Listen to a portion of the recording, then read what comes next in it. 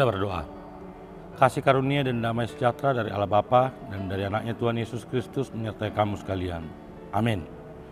Bapak Ibu yang dikasihi Tuhan kita Yesus Kristus, firman Tuhan yang menyapa kita di hari Sabtu, tanggal 6 Mei, diambil dari Lukas 6 ayat 37. Janganlah kamu menghakimi, maka kamu pun tidak akan dihakimi. Dan janganlah kamu menghukum, maka kamu pun tidak akan dihukum. Ampunilah dan kamu akan diampuni. Demikian firman Tuhan. Bapak Ibu yang dikasihi oleh Tuhan kita Yesus Kristus, sadar atau tidak sadar, sengaja atau tidak sengaja, jikalau kita sedang mengalami penderitaan, mengalami pergumulan, seakan-akan apalagi kita menghadapi orang yang membuat kita jengkel, kita akan mengambil apa yang menjadi hak dari Tuhan. Apa itu hak dari Tuhan? Jikalau tadi saya katakan mengalami emosi, maka kita akan menjadi hakim, maka kita akan menjadi Tuhan, maka kita akan menjadi hukum kepada orang tersebut.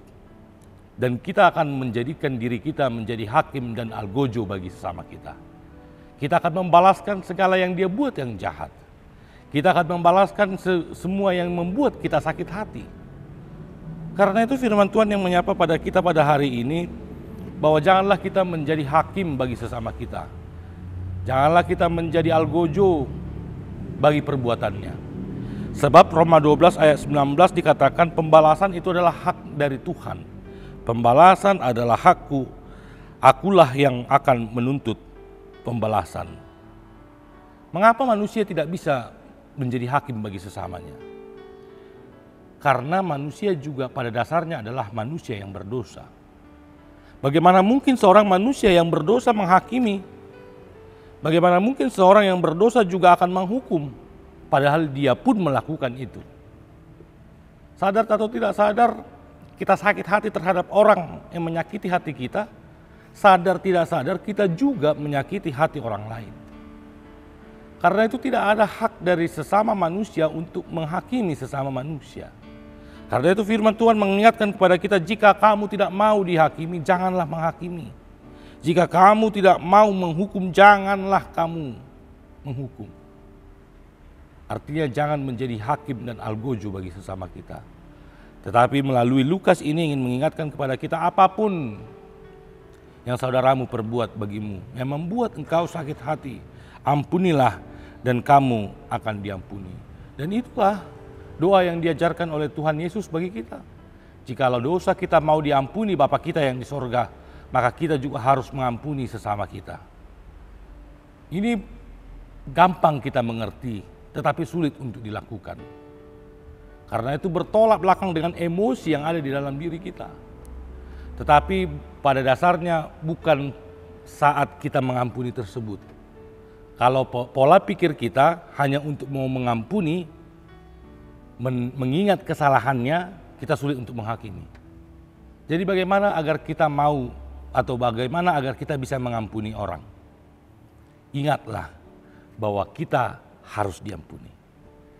Ingatlah sebenarnya kita pun tidak mampu ditebus. Dosa kita adalah hukumnya adalah maut. Tetapi Allah mau mengampuni dosa kita.